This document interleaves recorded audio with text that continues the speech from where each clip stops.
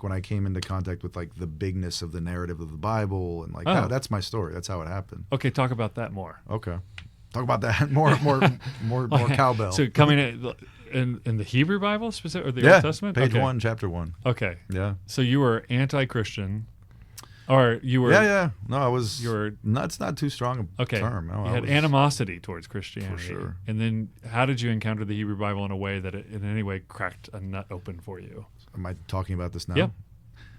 So this was between September 11th and the United States invasion of Iraq. And up until this point, I'm in my early 20s. I had served in the Marine Corps.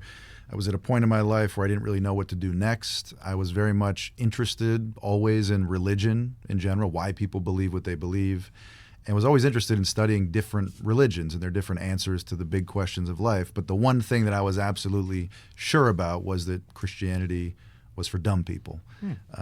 For different reasons, I had come to that conclusion. And to be clear, it is for dumb people and smart people and everybody in between. For all people. Yes. And so here I am, looking at the news, seeing the Twin Towers fall. Now suddenly we're invading, Mesopotamia. And there's all of this talk in the air about George W. Bush being a Christian and him being a crusader and wanting to invade the region as, because he's a Christian. And so I began to really wonder what that meant and wanted to know more.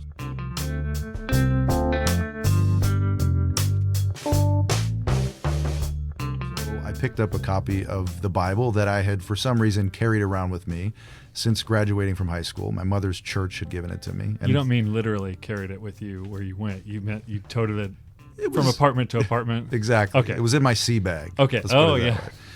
Never read it, never cracked the cover, but I did, and started, as people do with any book, on page 1, chapter 1, verse 1, and began reading. And it didn't happen within the first minute or the first hour, but after reading a little bit, I realized that it was a very different book than I had imagined it to be. And that was really the door that opened into everything that's happened since then. Wow. So did somebody help you along? I mean, I assume that you didn't just self-study the Torah and figure it all out, but that you had to find a book or something to help you along? You'd be surprised. In the beginning, I really didn't have anything. I was reading it the way people read books, as a narrative. And I actually think that we should probably all do a little bit more of that. And I was, in that sense, unencumbered by all of the commentary and the doctrine and the theology. I was reading it in a very simple way, maybe in an idiotic way even, but it was that immediacy of the text that really brought things to life for me. So over time, this became, I began to consume this book voraciously, starting on page 1, going all the way through. And it took me some months, and I didn't have necessarily an epiphany, a come to Jesus moment. Didn't happen for quite some time. But I was being massaged at the level of my brain, which is where I thought Christianity had always been so weak. And it was that kept me going, right? And I realized that Christianity wasn't, as I had imagined it to be, a white American religion. It wasn't even a European religion. It was a Middle Eastern religion. And that one insight just sort of blew up my brain and kept me going. And then I started buying books and seeking out teachings and all that. But that came later.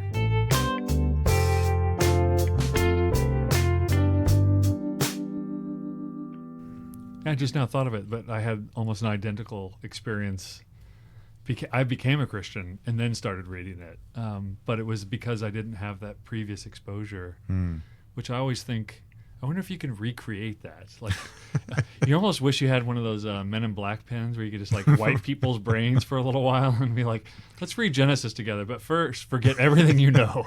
Yeah, that would be helpful. And so you're the founder and director of the Philos Project, and which, in a few words, what's the main impulse of the Philos Project? So the mission is to promote positive Christian engagement in the Middle East, and the main impulse is, through this education and advocacy organization, make Christians who live in the United States, live in the West, smarter and more engaged on important Middle East issues. And so we do that in a number of different ways, but the underlying impulse is to create this encounter, to get people engaged in a region that, for many of us, is increasingly something we want to get away from, not go closer toward. Yeah, and so even when you say Middle East issues, I'm sure a lot of people, especially my age, our age and older, think, oh, terrorism, you mean. Yes, but you don't of course. just mean terrorism, right? You mean something much more than that. Not at all. In fact, and the reason the word positive is in the mission statement is because I believe that there is actually quite a bit of positivity in the region, and that shocks some people. Certainly the potential for positive engagement, and if you're a Christian, your spiritual roots are also in this part of the world. And so I think combining that kind of ancient and modern approach, it's meaningful for people and helps them understand not just the issues in the Middle East, but actually in some weird way helps them understand themselves a little better. What do you mean by that weird way, help understand yourself? So most people who think about the Middle East and they hear about the mission of the Philos Project, they think, oh, you're trying to get people to help the Middle East, help the poor people of the Middle East. And there is for sure some of that. And we have this whole incarnational advocacy approach that we take. But what happens is, at least my experience, and I watch this experience mimicked many times over in the groups that we bring to Israel and to other parts of the region, is that in coming there to learn more about the issues, the political issues, the social issues, people actually often find themselves, or they find their own origins. They realize that this isn't just a story that they are observing, the Israelis and the Palestinians, the status of Jerusalem, the plight of Christians in Iraq. People often come into those stories thinking that they're a third party. They're just there to learn about it and go back home and talk about it. But what they find is, because of this ancient connection, the spiritual connection, they realize, I actually have a horse in this race. I actually have a part of this story, and maybe it's not the same as the people who live here, but I have some kind of obligation to care about this, which is really, I think, at the heart of it all, is just starting with caring about what's happening there. And so Philos does a lot of things, and they're doing positive engagement with lots of different groups in the West. So from South America, Central America, North America, and Europe. I guess you have some partnerships over there as well. So full disclosure, Rob is also the co-founder with me of the Center for Hebraic Thought.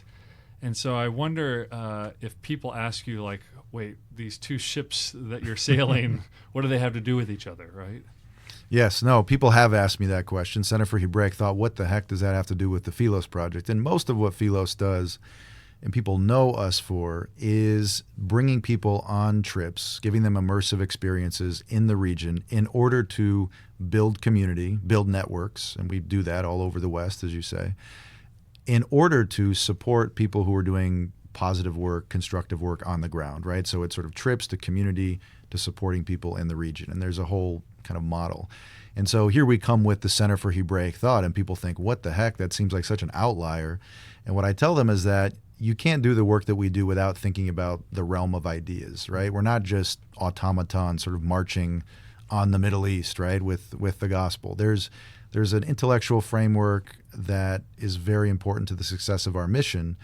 And what the Center for Hebraic Thought offers us, and why we've gotten behind it, is because it gives that foundation. It helps people make sense of why the Middle East matters. Okay, why are you working on the Middle East and not West Africa or Southeast Asia? And those are good questions, and good people work on those parts of the world. But I think when you work on, quote unquote, work on the Middle East, you have to take into account that there is a spiritual energy there. There is a cultural patrimony that we have that actually comes from this part of the world. So you're coming in subjectively. You're coming in with this Jewish-Christian connection, Judeo-Christian, and everybody sort of knows it and feels it. And if you ask them, they'll say, yeah, I Judeo-Christian, right. But nobody really understands what that means. And so the Center for Hebraic Thought is this amazing platform to unpack that, to disentangle the threads of this Judeo-Christian tradition and help people understand what it is, first of all, and then why it matters to them today in the 21st century. Yeah, you kept using the word Judeo-Christian, and most of my Jewish friends will remind me. I hate that word. Yeah, because they'll say, you keep saying, like Inigo Montoya from The Princess Bride, you keep using that word. I don't think that word means what you think it means. Because they'll say, you say Judeo-Christian, but what you actually mean is Christian. Christian, right. Christian.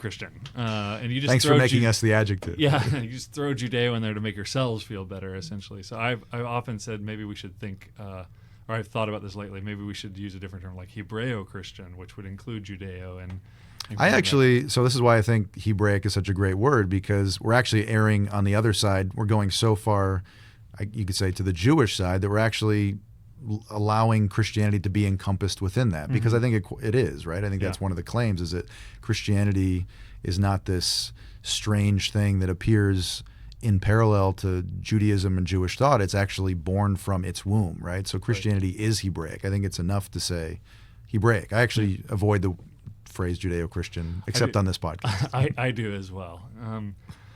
So these immersive experiences that you take people on, thinking about like the spiritual realm, and by spiritual I assume you include intellectual with that spiritual just isn't me and God and that's all I need, but like the full human is what you mean by that. So why is it so important? I mean, you spend a lot of effort in getting people on the ground in Israel and in the Middle East, not just Israel.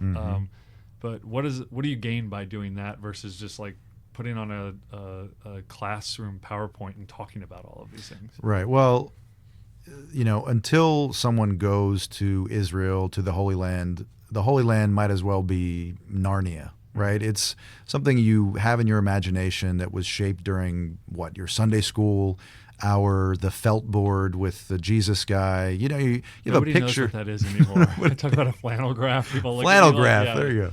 Like, so Nazareth, Bethlehem, Jerusalem, these places are in our minds, but they don't mean anything. We can't picture them. Are they deserts? Are there camels there? Are people wearing robes? And so it's all well and good to do seminars and workshops about these issues on this side of the ocean, but until you get people there, it really doesn't make any sense. And so there's that part of it, just that experiential moment where they turn to you, and this happens to me often, where they turn to you and say something like, "This is all real." Because up until that moment, it hasn't been real, not in that way, right?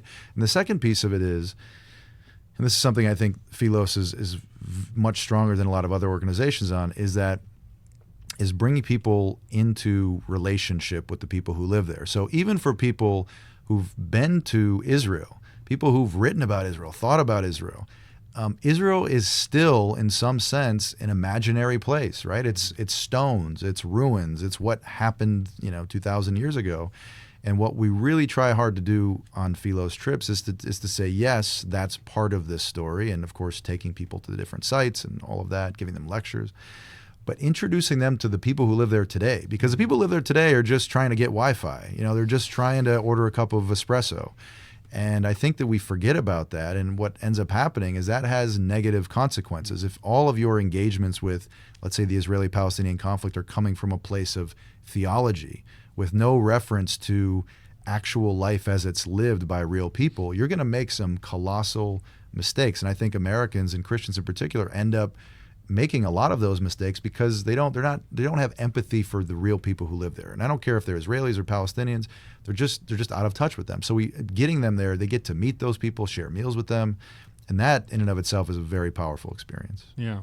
I think that even people who have lots of empathy, maybe for people who live in this area, it's feigned empathy or it's naive empathy in some ways. And I like that. People are just trying to get Wi-Fi. They are, though. It's so true. Everybody's trying you have to the Wi-Fi code? They may say it with an accent. Yeah. But. How can I WhatsApp if I don't have Wi-Fi? Exactly. I think the other part, because I think in most people's minds, like the intellectual world of the Bible, Hebraic thought, Hebraic philosophy, whatever we want to call it,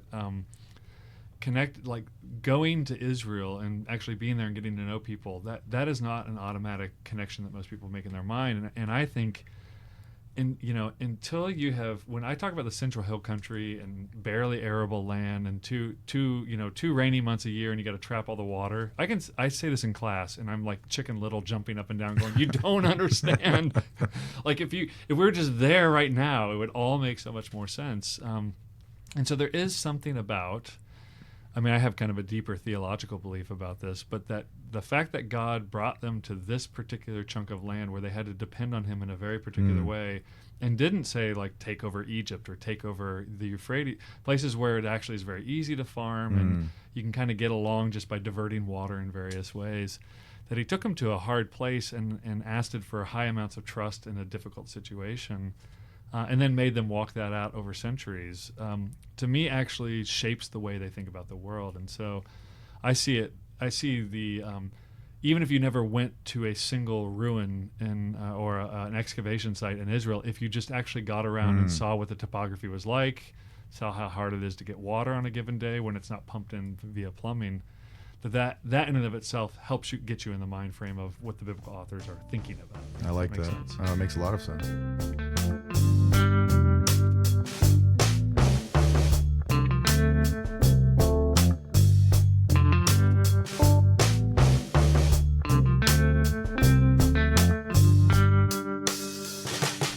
Tell me what you're doing with the Philos Project and Christian persecution in the Middle East.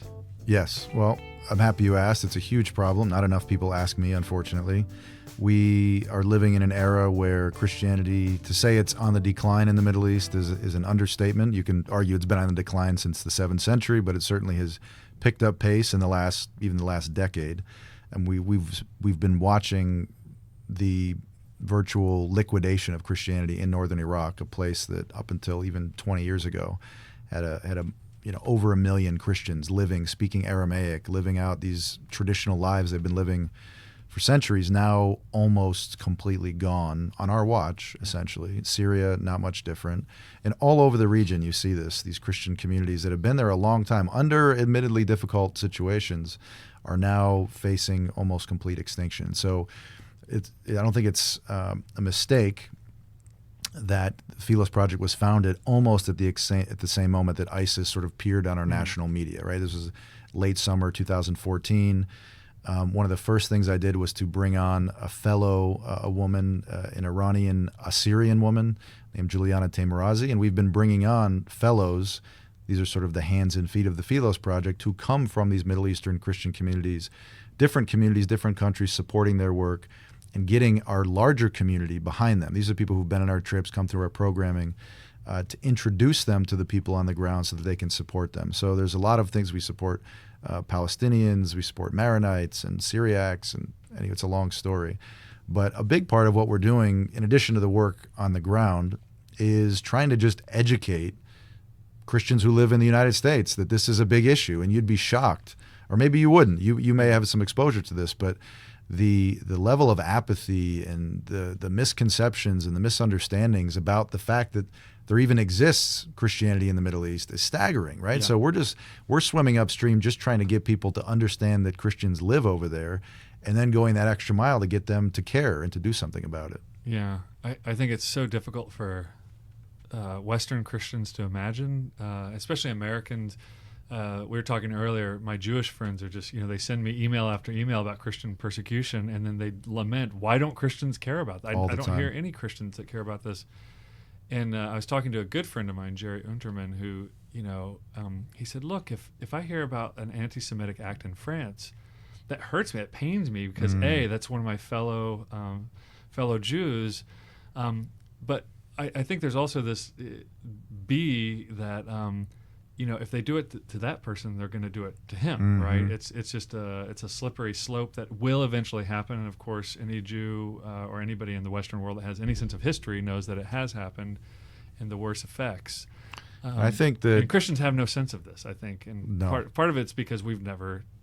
Americans talk about being persecuted as Christians, and we're like, let me introduce you to my brothers and sisters over here in northern Iraq, right? Exactly. And I think that, there are a few things that, I hear this also from my Jewish friends. It's almost always from Jews that, I get these emails saying, why don't people care about this? Why aren't we talking about this? And there are a few reasons. One is that, and this isn't a dig on our Lord and Savior Jesus Christ, but it didn't help That's matters when he said that, we should rejoice in persecution. And so I can't tell you how many people, when I've told about this issue, say things to me like, well, they should be happy. They should be rejoicing. Why are we trying to stop persecution? There's actually a theological justification for not caring, you could say, about this issue, which is, on one hand, silly, but on the other hand, it's something you have to deal with. There's another piece of it, which is that, helping Christians of the Middle East involves a lot of complicated political and diplomatic processes, right? Like, it's not so easy to just sort of help the Christians of Iraq. Sometimes and 2003 may be the best example of this. In coming to help, you actually make things much worse. Right. And it can always get Right. much worse in the Middle East. And then, of course, the Jewish people have a peoplehood. They have a familial connection, you could say, to that person in France, where we don't. We have a theological, creedal connection, but we don't feel it in the same way that we do as if somebody who's our brother, our sister, our cousin is being. So it's very difficult. The odds are stacked against us in trying to get people engaged on this issue. And thankfully, and this is a sort of a weird thing to say, but thankfully ISIS helped a bit in this regard. Suddenly people are aware that, there's Christians in Iraq. Well, what have they been doing all this time, right? And who are they? And what do they believe? And so there was, as perverse as it sounds, there was something about ISIS that actually brought this to the consciousness of many Americans that we're actually in a better place now than we were in 2014. Yeah, and I think I think I've explained it to people that, yes, of course we have a theology of persecution, but I do think there's a particular way in which the American church could operate where, if your weekly prayers included prayers for the people, if you included international elements, like we're going to celebrate elements of Syrian Christians in our church, we're going to do the Syrian prayer, right? So actually ways of bringing the church together. I always, whenever I lead communion, I always say, remember, we're joining with millions and millions of our brothers and sisters around the world today doing this exact same thing, in many different ways, but we're joining. That's good. So it's almost like we don't even foster an imagination that we are a people, that we are a royal nation with these people. So. I think that's another piece of it, right? Is that even though we all know in our head that there's one church, right. In practice we usually practice exactly the opposite. Right. We come up with reasons why those people are not part of the church, or these people are not exactly the same as us, right? And I'm sure there are people who might even be listening to this who are thinking like, well, I'm not even sure Catholics are really Christians. Well, right? I didn't mention that, but we get that actually quite a bit. Yeah. Or Catholics who are like, I'm not sure my Baptist friends are Christians. Oh, yeah, same. So yeah, I think this 1 Corinthians, one loaf, one body, right? This idea that we could actually do more to remember that we are this one nation. Well, Rob, it's been a pleasure to have you on here and let people hear your voice. So thank you, A, for helping us start the Center for Hebraic Thought, and B, for all the work that you've done. Thank you, Drew. It's good to be here. Only good things ahead. Thank you for listening to the Center for Hebraic Thought podcast. Be sure to subscribe, rate, or leave us a review wherever you found us. Want to learn more about Hebraic Thought? Visit our website at hebraicthought.org.